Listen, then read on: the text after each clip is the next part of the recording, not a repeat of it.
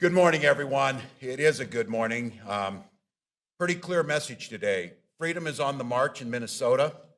Decency is on the march in Minnesota. Compassion is on the march in Minnesota. As I said in my State of the State address last week, it was very clear. Hatred and bigotry, too, are on the march. But we made very clear, and this wall standing behind me makes it very clear, that march of bigotry and hate stops at Minnesota's borders.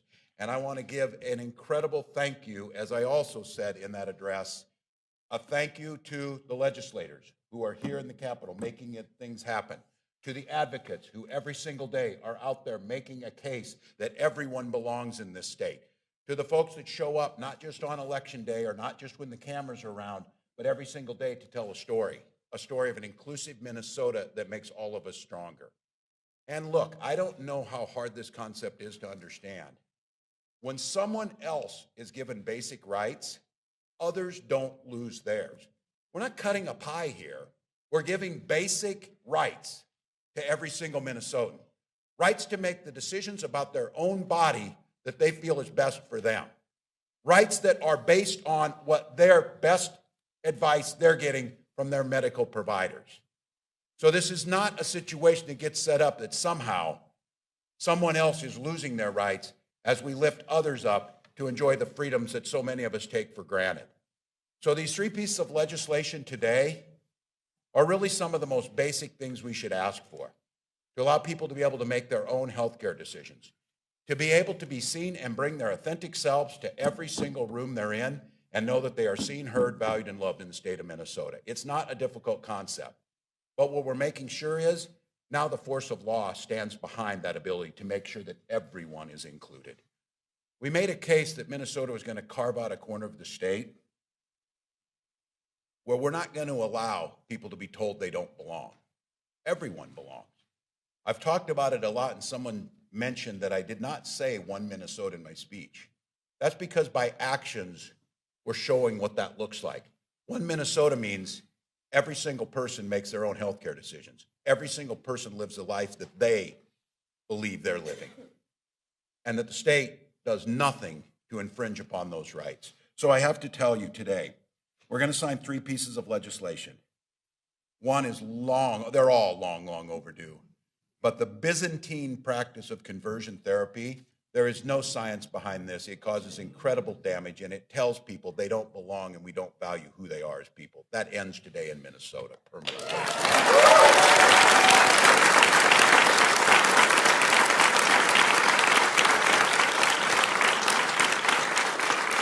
We're going to be making sure that everyone receives the health care that they need to live their fullest and healthiest lives on the best advice by medical practitioners and the decision that they make in private in an exam room.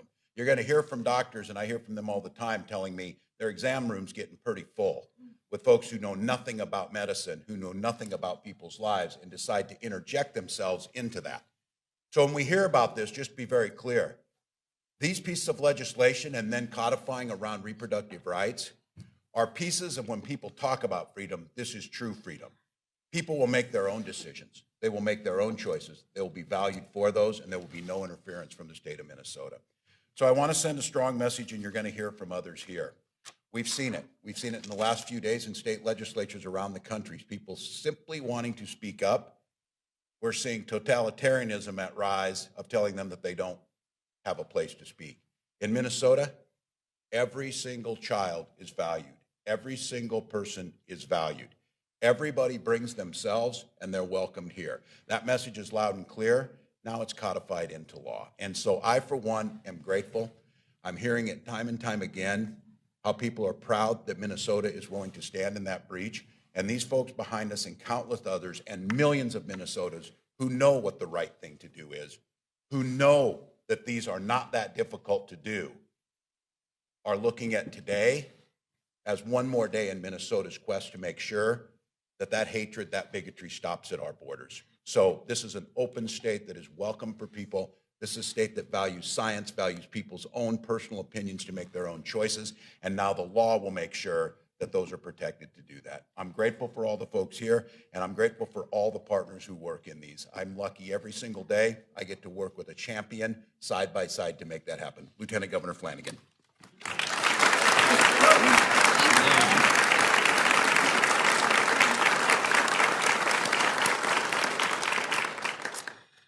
Well, good morning, everyone. What an absolutely beautiful, powerful, incredible day. This is the team that I want to be on. Today, we are building a future that our young people deserve.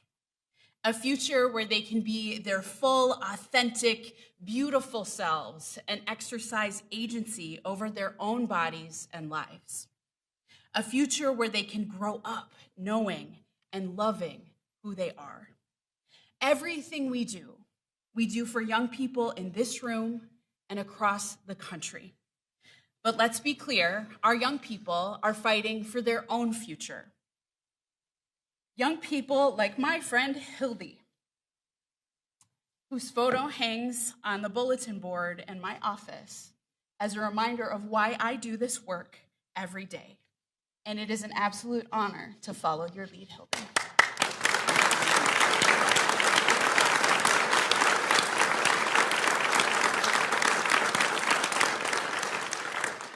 And to all of the LGBTQ plus Two-Spirit youth listening, I want you to know that you are seen, that you matter, you are loved, we have your back, and we want you to be alive. And I'm bringing a lot of mama bear energy into this fight. I'm wearing my bear earrings today. We know that gender-affirming healthcare and reproductive healthcare are life-saving healthcare. By codifying protections to seek and provide gender-affirming and reproductive healthcare into law, we are adding another line of defense in our state to ensure these rights stay protected and that no one can tell you how to make decisions about your own body. We are also protecting Minnesotans from the harmful, dangerous, cruel, torturous, discredited practice of conversion therapy. Everyone deserves to feel safe, being who they are, love who they love, and live without fear of violence and discrimination. I'm tremendously grateful to the survivors who have shared their stories to inspire action and the advocates who never stopped pushing for this change. To the bill authors who are standing here with us today, thank you for your leadership, thank you for your fearlessness, and your determination to carry these bills through the House and through the Senate. Because of your leadership, these will be signed into law today.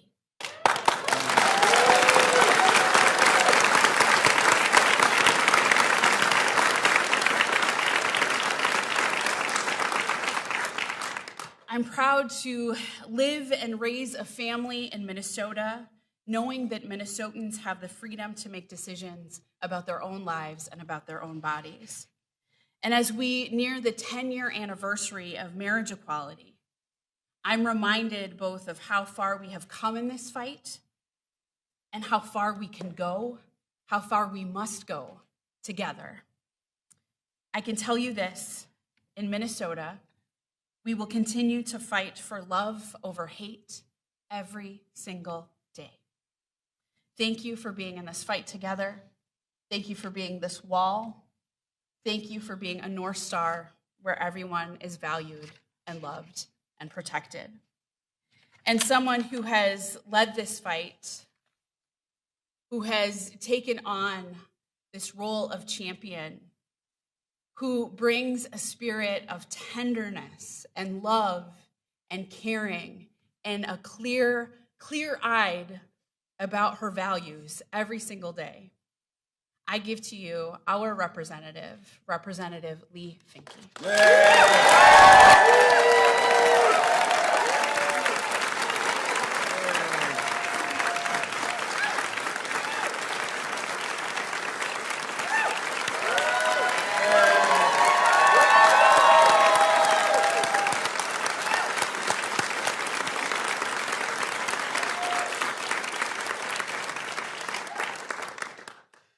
Everyone.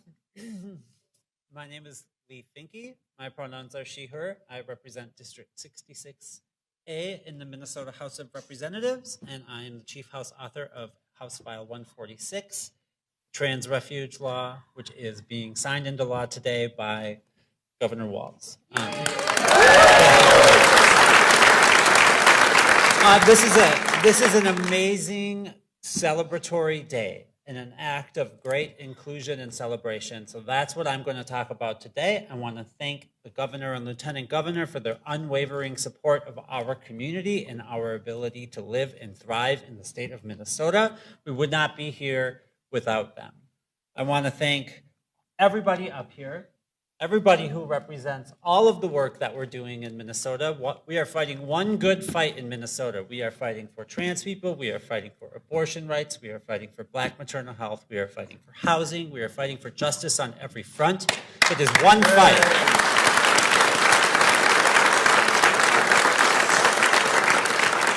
I believe we could not succeed without every other person fighting on every other front. So thank you all for that.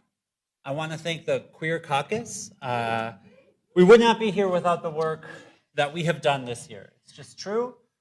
Everyone has bonded together to understand the urgency of this fight, and we couldn't do it if we weren't all united in understanding what it means for us to protect vulnerable people in the state of Minnesota.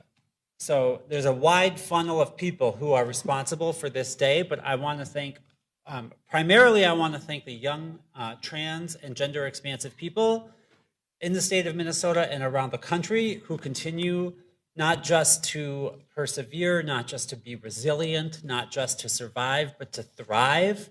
All of us are living our daily lives trying to simply find space to be who we are, to love who we love, to exist in our schools, to exist peacefully in our families, to just find a space for us to be whole. And we hear a lot about what it means to access gender-affirming care. And we hear a lot about how it makes us less than whole. And that is a lie. Gender-affirming care makes us who we are. It helps us be our fullest selves. We are only ourselves when we are allowed to live wholly in society, in public, doing the work that we believe the work we are called for. It doesn't have to be this, but it doesn't matter what it is. We have a right to do it. So I am so grateful to all of the support that has been shown to me, but not just to me, to everyone across the country. We are thinking about our fellow trans folks in legislatures who are being silenced. We will not be silenced. Our community can never be silenced. We are here, forever queer, and we are not going to stop. So thank you to everyone, and I will pass it over to our Senate author, Senator Erin McQuaid.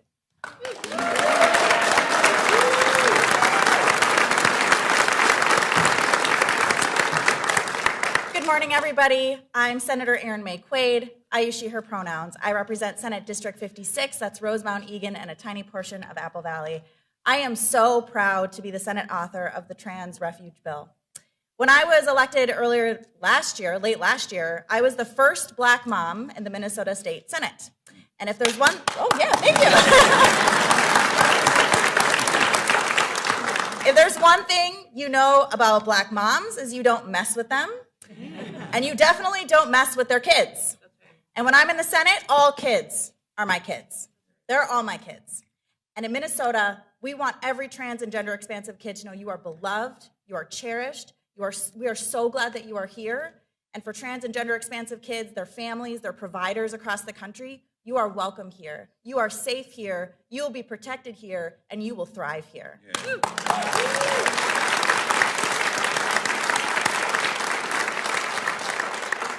Minnesota decided a long time ago that discrimination is wrong, and today we take another step forward in leading in civil and human rights. We continue our record as being a leader in care and compassion and being a beacon of personal freedom.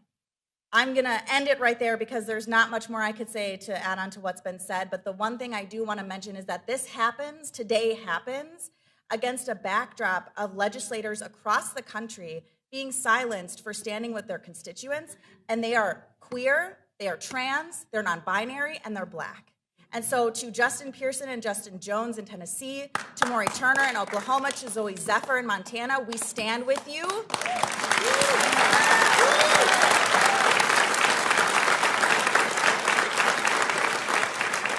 And we will continue the fight in Minnesota because we know you're continuing the fight out there.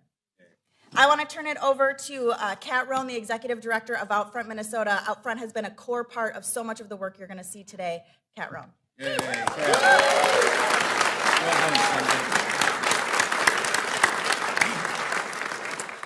Thank you. My name is Kat Roan. I'm the Executive Director for OutFront Minnesota, and today is a day that I am truly proud to be a Minnesotan. It's a day that affirms our values as a state. Minnesota values are trusting all of us to make the best decisions about our bodies and lives, taking pride in providing exceptional health care and supporting those in need. And our LGBTQ plus communities are looking to Minnesota across this country at a time when we are facing unprecedented political attacks and harmful and hateful rhetoric. I've been talking to families in neighboring states. We've been getting calls from people in South Dakota, North Dakota, Iowa, and further south in Missouri, Texas, other states. And so many people are looking to what we're doing in Minnesota right now. So many people are looking to us to say, will Minnesota be a place of refuge for me, for my family, for accessing care that I need today? And the answer is yes. And today we can say that even more strongly.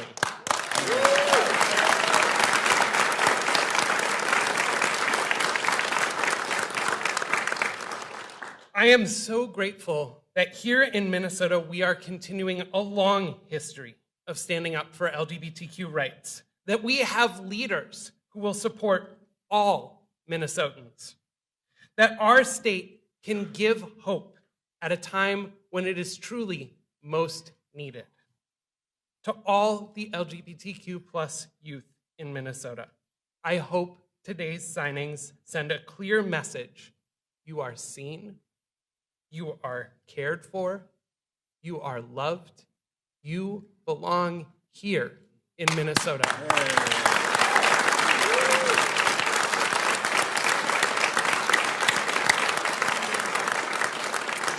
And to our state's leaders, our legislative champions, the advocates, the allies, the folks who spoke up and stood up, thank you. You made this happen. Thank you, and I will introduce our next set of bill authors on a related bill that we are deeply proud to have supported, Senator Dibble.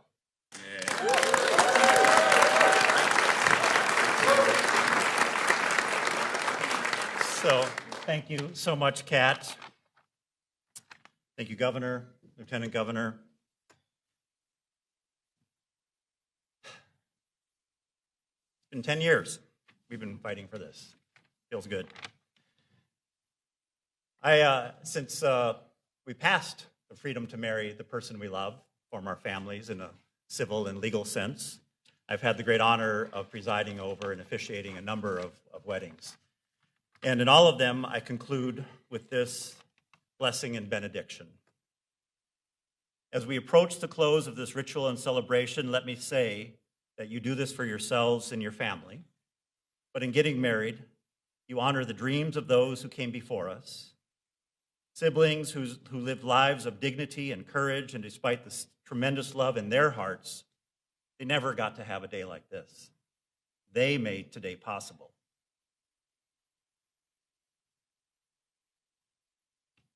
And we remember them here.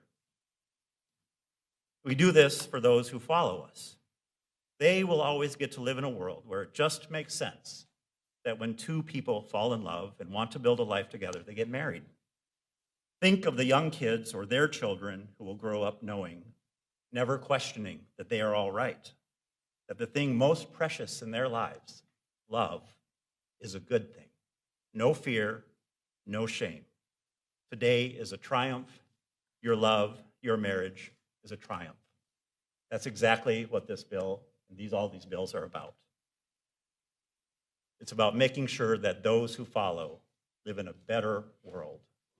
That is our duty and responsibility as those who are present with this incredible moment and awesome power that we have to affect lives in the world for the positive.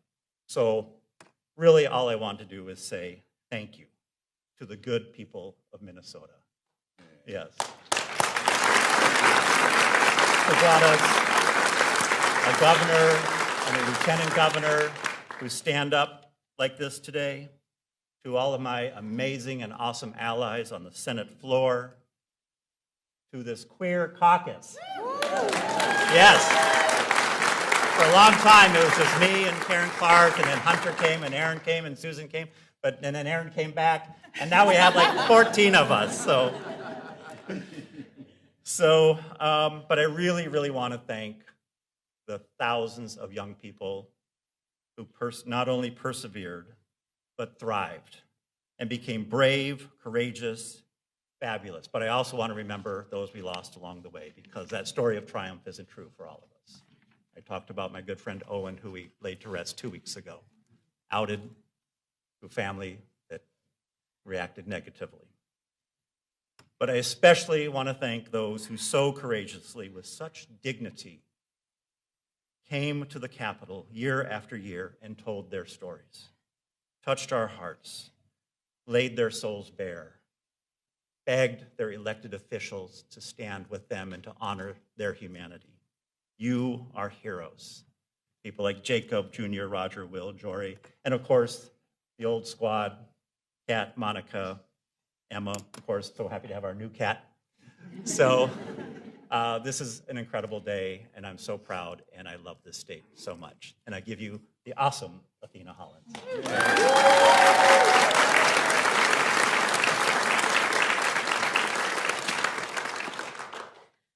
Good morning, everybody. My name is Athena Hollins. I'm the chief author of the conversion therapy ban in the House. This is a day of mixed emotions for me, because honestly, we should have done this 10 years ago. We've known that this practice is dangerous and outdated and ineffective and harmful for years and years and years, and it has taken us so long to get it across the finish line. People keep congratulating me, and I'm like, I mean, I guess, but really, we should have done this a long time ago. But I am so grateful for the team behind us today. I am so grateful for a governor and a lieutenant governor who have prioritized these issues to make sure that we got this done. I want to thank a couple of folks in particular. I want to thank the former Representative Hunter Cantrell.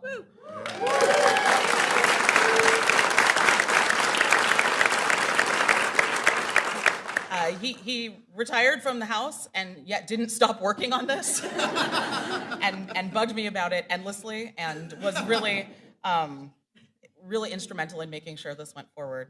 I'd also like to call out Xander Selly.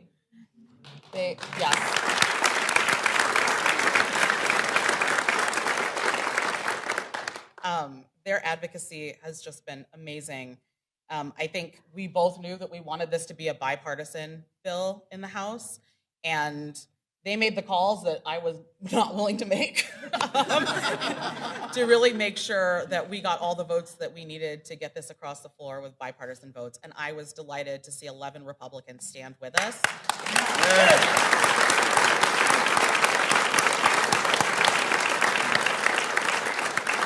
They stood with us and they acknowledged that this practice is harming our youth and vulnerable adults. I want to thank the cities around Minnesota that passed municipal bans and set the stage for legislation to pass statewide. It was great to have that testimony up there so people could see how it worked in real life and recognize that the world did not fall apart, that things actually just kept moving, and that we were protecting our children. And more than anything, I want to celebrate and thank the survivors of conversion therapy, the folks who came to the table to testify in committee, to sit in support, who shared their painful, horrifying stories and made real what was just on paper. Because we can hold up a sheet of paper and say, this is wrong, we need to do something about it. But until we get those personal stories, folks do not understand the impact that conversion therapy has on people. I also want to thank, as my partner Scott did, all of the folks who experienced conversion therapy and didn't make it. Your loss has helped make this possible. And I just hope that as we look forward, we recognize that this isn't the end, Everything that we're passing here today is just the beginning of what we are prepared to do for Two-Spirit and LGBTQIA+ individuals, because you belong here. This is the Minnesota that I want to live in, and I am excited to continue working on these issues. Thank you so much.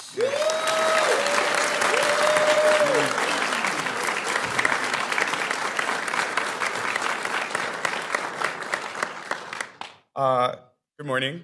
My name is Ernest Avalos.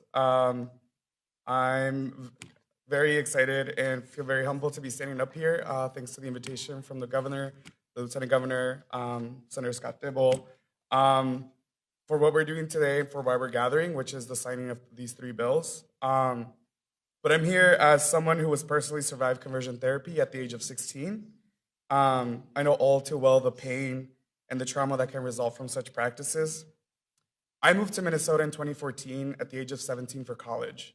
But when I was doing my college search, I wasn't just searching for what programs I liked, what sort of extracurriculars they offered, who was going to give me the most financial aid.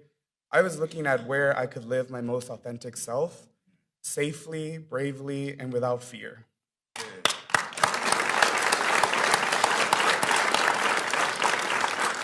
Minnesota, when I was doing my search, I saw how they were at the forefront of fighting for LGBTQ people, and I've seen how they always take care of one another. I moved here because I knew I could live here as my true authentic self, as a queer, non-binary person. It's in Minnesota where I have been able to build some beautiful friendships with other queer people. When I was 16, I didn't even know one gay person. It was just me. It's where I cried at my first Pride Parade. It's where I've been able to explore my artistry as a drag artist. It's where I've fallen in love and experienced heartbreak. And I've been able to go through that with the chosen family that I have built here in Minnesota. And all of this should have been part of my development as a youth, and it was stolen from me because someone told me there's something wrong with me. But today, with the signing of the new conversion therapy ban, we can finally say that Minnesota is taking a bold stand against the barbaric and dangerous practice. This is a momentous day for survivors like me who can finally see hope in the horizon. Today, we celebrate not just the passage of these bills, but also the spirit of resilience and perseverance that drives our community forward. Together, we're building a brighter, more just, and more equitable future for all Minnesotans and their youth. Thank you to Governor Walz, to all the legislators who fought for these bills, and to every single person in this room who has dedicated their time and energy to fight for equality. This is just the beginning, so let us continue to march forward together towards a better tomorrow. Thank you.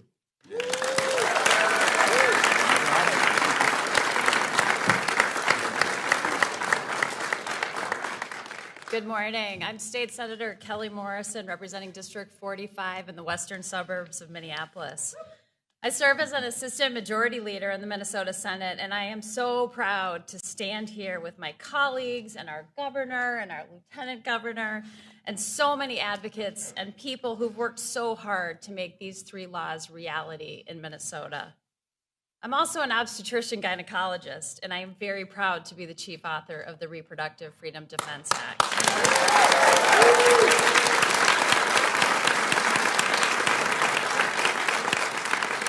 This is a simple bill that will protect patients and providers who receive or give reproductive health care that is legal in the state of Minnesota from restrictive reproductive health care laws in other states. This is a bill that should not be necessary, but we find ourselves in this unprecedented legal landscape in the wake of the Dobbs decision last summer. We've seen state after state across the country and all around us pass abortion laws or severe restrictions on access. And we are standing together and saying that we cannot allow those laws to reach into Minnesota and harm Minnesota patients or providers or those who seek care and refuge here. I am so proud that the DFL Senate majority and the DFL House majority and our governor and lieutenant governor are standing with people, and we are saying we will not police your body here in Minnesota. We are saying you are safe here in Minnesota. We are saying that we will protect your bodily autonomy here in Minnesota. We are saying that you can receive the care that you need in Minnesota and that you and your family and your healthcare providers are safe here in Minnesota. Thank you. And with that, I want to give you my partner in this effort, Representative Esther Agbaje.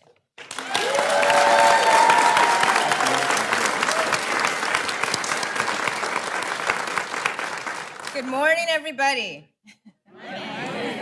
With everything happening around the country related to reproductive health care, it is a good day to be in Minnesota. I want to start with a few thank yous. First and foremost, the governor and lieutenant governor for being steadfast with us on reproductive health care issues, trans rights issues, and welcoming everybody into Minnesota. I also want to thank the Reproductive Freedom Caucus in the legislature under the leadership of Representative Herr and Senator Port. They've helped shepherd a host of bills to ensure that Minnesotans' reproductive rights are protected. And I especially want to thank Representative Herr for thinking of me to carry this bill. Then I want to thank my partner in the Senate, Senator Dr. Kelly Morrison. We made a formidable team to get this through. She understood the medicine, I understood the law, and between the both of us, we knew how to get it done.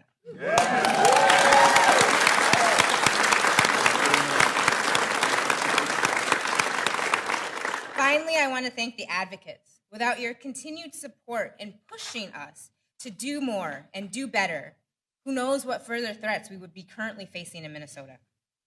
The PRO Act, along with the RFDA, and along with the other two bills we're signing today, are your victories for so many Minnesotans. Today, we are standing up to say that reproductive health care is a right in Minnesota, and we will protect your access to it. We do that by ensuring that as long as you are in Minnesota, you cannot be prosecuted for receiving or practicing reproductive health care.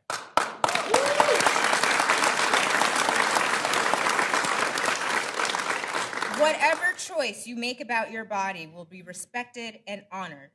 In Minnesota, you can find a doctor to help you become a parent, not become a parent, or end even a wanted pregnancy without risking your own life.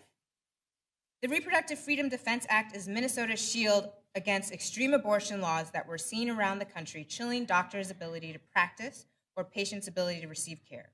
Laws that have led to one hospital in Idaho to end its labor and delivery services because the laws are too restrictive and doctors fear being thrown in jail for practicing medicine. In Minnesota, we know that is wrong. We trust doctors in Minnesota to do right by their patients and respect their wishes. By signing the RFDA today into law, we are doing what the majority of Minnesotans are requesting us to do: protect their right to choose, protect their right to bodily autonomy, and protect healthcare providers from unnecessary legal intrusion. We're doing that today, and we will continue to do that to ensure that Minnesotans can exercise their rights in Minnesota without threat of prosecution from other states. And with that, I'd like to bring up Dr. Kristen Lyerly.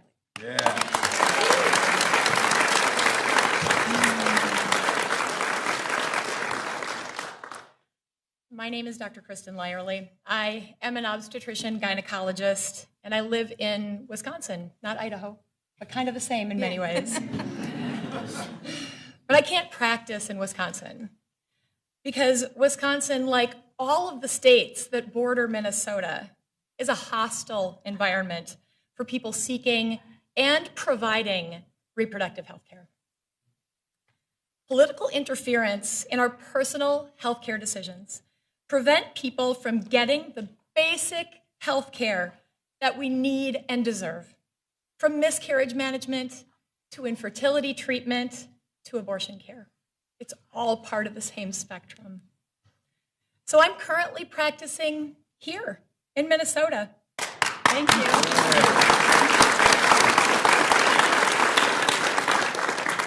Because I'm safe here. I'm practicing out on the prairie and up in the Iron Range. Across the country, there is a worsening shortage of physicians, especially for people in rural communities like Montevideo and Hibbing, where I'm currently practicing.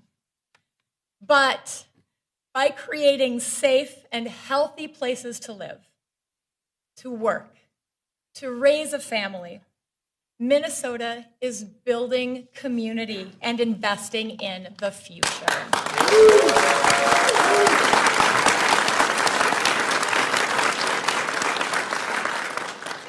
It is truly an honor and a privilege to stand here with you, with all of you here today. This is unbelievable. And especially my colleague, Senator Dr. Kelly Morrison. But most of all, it's my privilege to serve the people of Minnesota.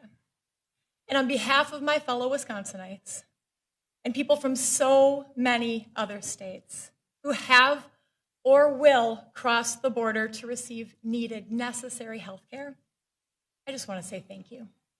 Thank you.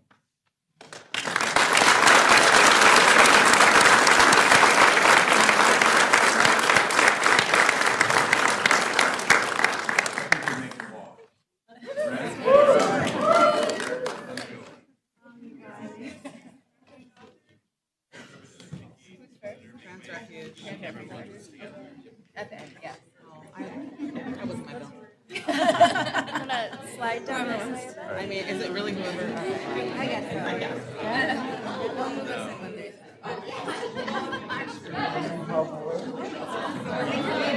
Had to get the hat.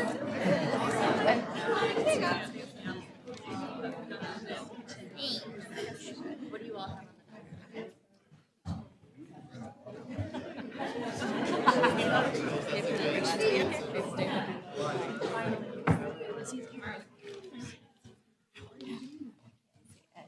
John, Minnesota says welcome to a state that values who you are.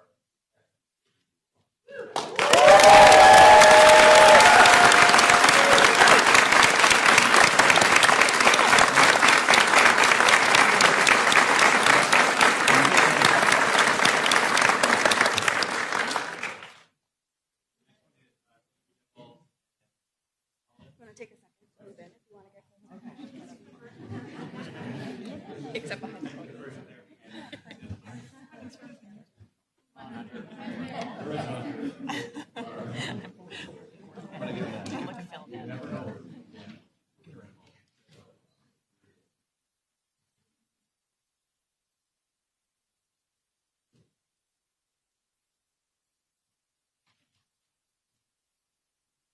No child will be subjected to this outdated Byzantine and cruel practice of conversion therapy.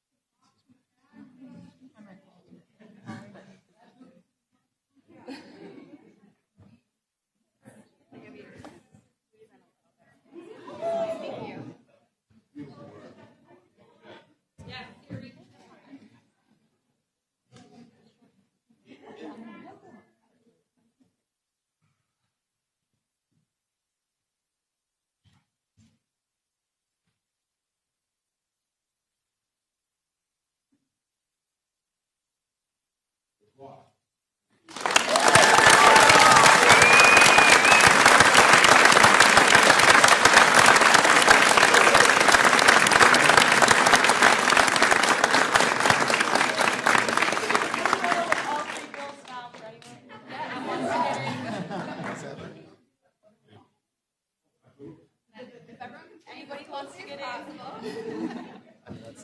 I don't know if you can hold it, but here we go.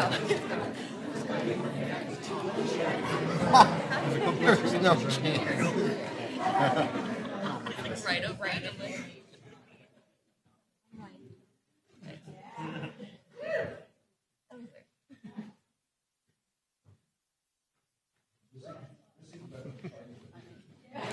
Still a selfie action.